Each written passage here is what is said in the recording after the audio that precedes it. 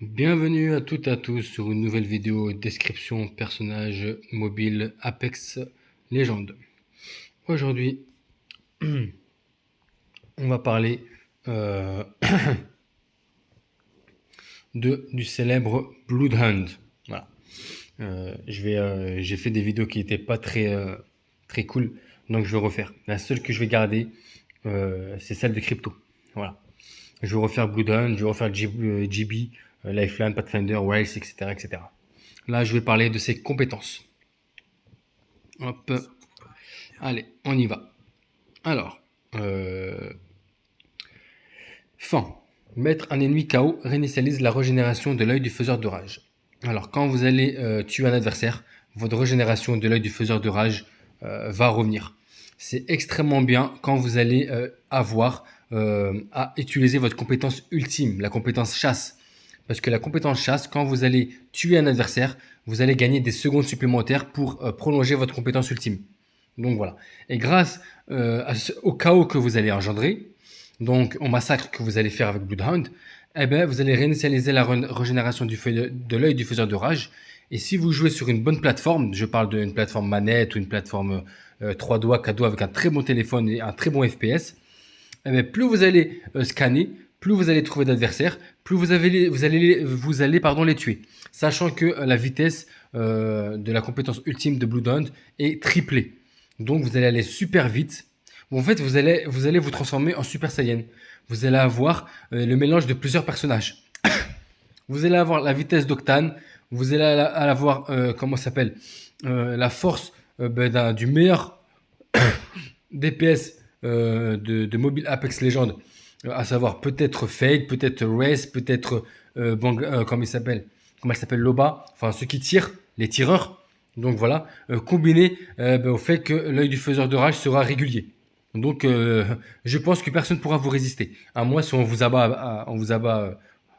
si vous perdez un vs 1, là c'est autre chose. Mais l'œil du faiseur de rage, si vous êtes une personne qui fait des kills régulièrement, si vous utilisez Blue Zone que pour les kills, ça veut dire que si vous utilisez votre œil du faiseur de rage que pour tuer, que pour repérer rapidement la zone, scanner la zone et ensuite avancer, sans avoir à vraiment être le genre de mec qui va qui va analyser les pas, analyser les caisses de frag, eh ben la fin est faite pour vous. Voilà, ça va vous améliorer votre ratio, ça va améliorer vos kills, ça va vous changer la vie, ça va vous faciliter. Euh, Adaptation au combat. Utilisez votre exécution, ajoute 100 points à votre bouclier évolutif. Bon, j'appelle ça l'adaptation pour les fainéants. Voilà, c'est pas l'adaptation au combat. C'est une compétence qui est pour les paresseux. Ça veut dire pour ceux qui ne veulent pas gaspiller des emplacements, des poches dans leur sac. Parce qu'en fait, grâce à cette compétence, vous n'aurez pas à transporter beaucoup de boucliers. Voilà. Donc, vous n'aurez pas beaucoup à transporter de boucliers. Et il suffit juste que vous scannez, que vous savez où est l'adversaire, que vous le tuez et qu'ensuite que vous l'assommez, que vous le faites votre exécution et votre bouclier sera complètement régénéré. Ça peut être bien, mais faudrait d'abord gagner le 1 contre 1. Ça peut être péjoratif parce que si vous êtes contre 3-4 personnes et que vous n'avez pas prévu de bouclier, et que vous ne pouvez pas recharger votre bouclier, donc il n'y aura que votre santé, et ben, ça peut vous tuer. Parce que vous n'aurez pas le bouclier qui va vous protéger. Donc voilà. Il faut quand même toujours prévoir un ou deux boucliers dans le sac de Bloodhound avec l'adaptation au combat. Donc c'est une bonne compétence pour ceux qui sont ceux qui débutent avec Bloodhound. Comme ça, au moins, vous avez déjà des compétences, enfin, vous avez déjà des boucliers avec vous. Mais comme vous n'avez pas l'habitude, le réflexe, après chaque combat, après chaque tir, après chaque rechargement de vos armes, de vous mettre un bouclier, de recharger votre bouclier, eh ben, l'adaptation au combat va vous permettre, quand vous allez faire une exécution, indirectement, inconsciemment, recharger votre bouclier. Donc ça peut être pas mal. Ça sera à vous de savoir comment vous allez jouer Bloodhound et lui mettre l'adaptation au fight. Alors, élan mortel. Utilisez votre exécution, réduit la durée de régénération de votre capacité ultime de 30%. Bon, j'aurais aimé 50%, on aurait été mieux. Mais 30%, c'est déjà pas mal. C'est le quart, c'est un bon quart. Voilà. Ça peut être bien, c'est même une des compétences que j'utilise le plus sur Bloodhound. Même si moi de base je n'utilise pas Bloodhunt, même si c'est un personnage que j'aime bien, c'est un légende qui est intéressant à, euh, à, à découvrir, enfin j'allais dire à découvrir, ça veut rien dire, qui est intéressant à jouer, intéressant à faire un bon bout de chemin avec. Donc voilà, mais moi cette capacité-là est super sur Bloodhunt, il faut la mettre, c'est obligatoire. Mais après moi comme je le joue pas, donc voilà. Mais c'est une bonne compétence. Ça va vous permettre, si vous avez une carte de régénération, enfin une carte d'accélérateur d'ultime, combinée à cet élan mortel, eh ben, ça va être cool. Et ça va vous permettre, quand vous allez exécuter, euh, utiliser votre exécution, ça peut être bien. Et en plus de ça, ça peut être bien aussi quand vous allez être avec une team professionnelle et que vous allez débuter avec Bloodhunt, de pouvoir achever et exécuter tous les adversaires que vos amis auront assommés, qu'ils auront oublié d'exécuter ou qu'ils n'auront pas voulu exécuter. Ça va vous permettre de rentrer dans le mode chasse un peu plus rapidement et de pouvoir développer et apprendre un peu plus à maîtriser le mode chasse, donc la capacité ultime de Bloodhound. Voilà, c'est une compétence pour les nouveaux, moi j'aime bien. Voilà, grâce à l'élan mortel, vous allez plus souvent faire votre capacité ultime grâce au kill de vos amis, voilà, qui vont vous laisser le soin d'exécuter vos adversaires, et ça va vous permettre de vous mettre dans le bain avec Bloodhound. Alors, vigilance affûtée. L'œil du faiseur de rage devient un scanner sphérique, mais perd en portée. Voilà, ça veut dire que quand vous allez être pris dans une maison, quand vous allez devoir rush, ça veut dire vous battre et tout ça, et que vous allez être sur le point de mourir, vous allez vous allez contre-attaquer. Vous allez jouer un peu le narvalo, vous allez partir, vous allez fuir, et vous allez contre-attaquer pour recharger votre shield. C'est pas péjoratif, c'est pas mauvais. Tout le monde, tous les grands guerriers font ça, hein. C'est pas, voilà, t'es sur le point de mourir, tu continues à se battre. Ça, c'est les abrutis finis qui font ça. Vous allez vous barrer, vous allez voir quelqu'un vous poursuivre, vous allez rentrer dans une maison, et après, voilà, vous allez vous faire poursuivre par exemple, allez, je dis des bêtises, un caustique, il va piéger la porte, vous allez, avec une bonbonne de gaz, vous allez vous retrouver enfermé, bloqué dans la porte.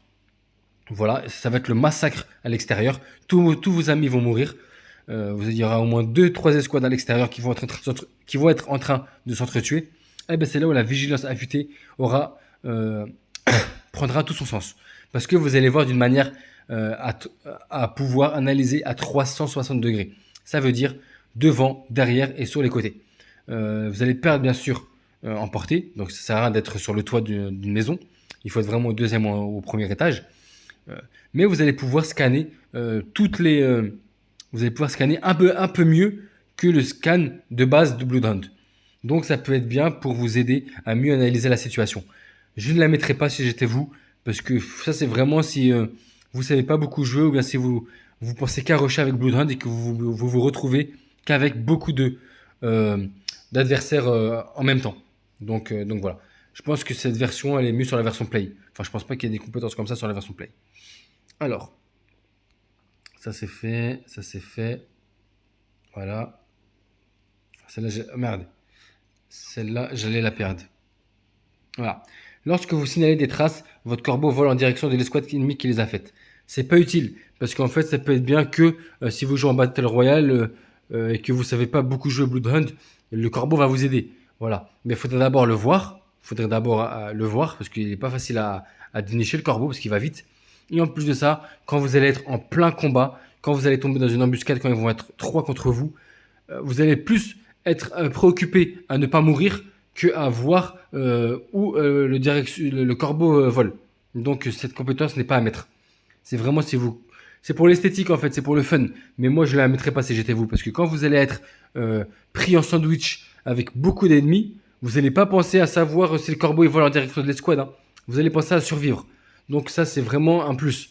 Donc l'instinct de chasse, il est inutile. Moi si ce serait vous, je ne le mettrais pas. Mémoire de la Terre. Analyser les traces vous permettra d'obtenir plus d'informations sur l'ennemi. Comme on dit, l'information c'est le pouvoir, ça dépend de ce que vous allez en faire. Crypto par exemple, il est là pour donner l'information qu'il reçoit. Bloodhound, il est là pour donner l'information qu'il reçoit, mais notamment à lui-même. Parce que Bloodhound, contrairement à Crypto, on peut le jouer sans micro, on peut le jouer tout seul. Crypto, on ne peut pas le jouer tout seul. Et on peut pas le jouer dans une team si vous n'avez pas une team micro qui parle votre langue. Parce que Crypto, il doit sans cesse donner Il doit pinguer déjà. C'est le roi des pingers. Il doit pinguer tout le temps. Et il doit donner tout ce qui retransmet, tout ce que son drone retransmet à ses alliés. Donc il doit toujours se communiquer. Chose que Bloodhound ne doit pas faire. Bloodhound, il est limité par rapport à ça, par rapport à l'information. Il doit juste scanner devant lui et voir où sont les adversaires. Notamment, il peut dire, bon, il y a un adversaire qui est là, mais notamment, vous allez voir, notamment quand vous jouez en multijoueur, vous allez voir où sont les adversaires scannés. Bloodhound, il va vous les montrer. Donc, il n'aura pas besoin de vous les communiquer. Il ne va pas vous dire, ouais, il y en a un qui est caché derrière un mur en train de se toucher la bite. Non, parce que vous allez le voir. Crypto, vous n'allez pas voir les adversaires qu'il va vous montrer. Enfin, qui va vous dire d'aller voir. Crypto, le drone, c'est une portée de 400 mètres. Hein. C'est 2 fois plus que la portée de Bloodhound, que l'œil du faiseur de rage de Bloodhound. Donc voilà, c'est pour ça que il faut le jouer. Bloodhound, il faut le jouer en DPS pur d'abord. D'abord, il est là pour faire des kills. Après, il faut le jouer en tacticien. Donc c'est les deux. 50%, il fait des dégâts. Voilà, c'est un bon DPS. Et les autres 50%, il est là pour analyser les traces sur le sol. Il est là pour analyser, comment ça s'appelle, voilà. Il est là, par exemple, analyser les coffres, les caisses de frag, etc., etc. Si vous avez, par exemple, un mec qui est très dur à abattre et que vous avez vu qu'un membre de votre escouade l'a tué, vous pouvez aller sur sa caisse de frag pour savoir avec quelle arme il a été tué. Comme ça, au moins, vous pourrez dire après, putain, lui, il a été dur à tuer. Hein. Putain, on a eu du mal à le tuer. Eh ben, c'est une flatline qui l'a tué. C'est un P99 qui l'a tué. C'est une rampage qui l'a tué. Vous voyez, c'est des petits trucs comme ça qui peuvent aider. Mais l'information, c'est le pouvoir. Il faut savoir, avant d'avoir l'information, il faut savoir quoi en faire. Donc, analyser les traces qui vous permettra d'obtenir plus d'infos sur l'ennemi, c'est complètement inutile. Bloodhound, sa capacité d'observation, c'est devant lui.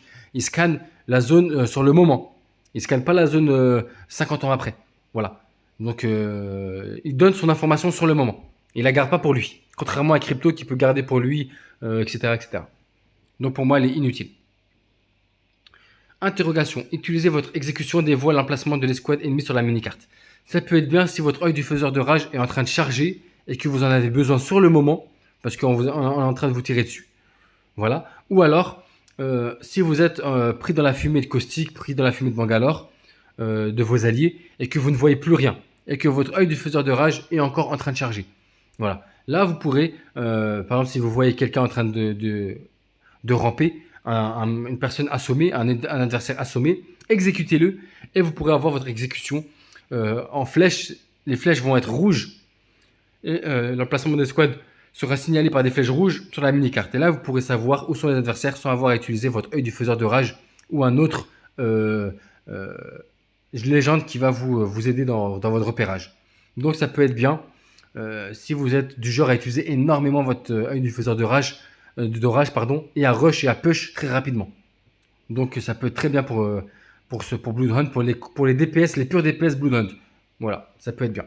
Ceux qui push beaucoup, ceux qui rush beaucoup. Alors, voilà, c'est pour ceux aussi à qui l'œil du faiseur de rage, le temps de chargement de l'œil du faiseur de rage est un problème. Donc voilà, qui le trouve assez long. Alors, mémoire de la Terre. Analyser les traces vous permettra d'obtenir plus d'informations sur l'ennemi. Ça, je vous l'ai dit. Voilà. Alors, sagesse fatale. Combinée à votre capacité tactique, votre capacité ultime révèle les niveaux de santé de votre bouclier de votre ennemi, mais n'augmente plus votre vitesse. Complètement nul, à chier, pourri, flingué, rapta, nul. Voilà. À mettre à la poubelle. En fait, vous perdez l'atout le plus remarquable de Bloodhound, à savoir sa vitesse quand il a sa compétence ultime de charger, quand il utilise sa compétence de chasse, c'est sa vitesse. Vous la détruisez, ça veut dire qu'il aura plus de vitesse au prix de révéler les niveaux de santé et de bouclier de votre ennemi. Mais c'est complètement inutile. C'est pas la sagesse fatale, c'est la connerie fatale. À ne jamais mettre sur Bloodhound. La compétence à ne jamais mettre sur Bloodhound parce que ça peut se retourner contre lui. J'ai la même compétence sur Crypto et je ne la mets pas. Voilà, mon drone, il peut savoir le niveau de batterie et le niveau de santé. Complètement inutile parce que ça ne va pas vous servir parce que entre temps, votre adversaire, il peut reshield ses compétences. Enfin, il peut refaire ses boucliers. Il peut se foutre une seringue. Et si c'est la flying, elle peut se soigner. Entre-temps, les adversaires ils peuvent se soigner. Donc, ça sert à rien. Cette capacité est complètement nulle. Il faut garder en tête que Bloodhound, sa capacité ultime, c'est sa vitesse. Le charme de sa capacité ultime, pardon, c'est sa vitesse. Voilà, c'est ce qui fait en sorte de pouvoir faire des kills rapidement. Donc, c'est n'importe quoi. Donc, je pense avoir tout dit sur le célèbre Blue Blue. Donc, sur ce, prenez soin de vous. J'espère que cette description vous aura été utile. Et à une prochaine vidéo. Ciao.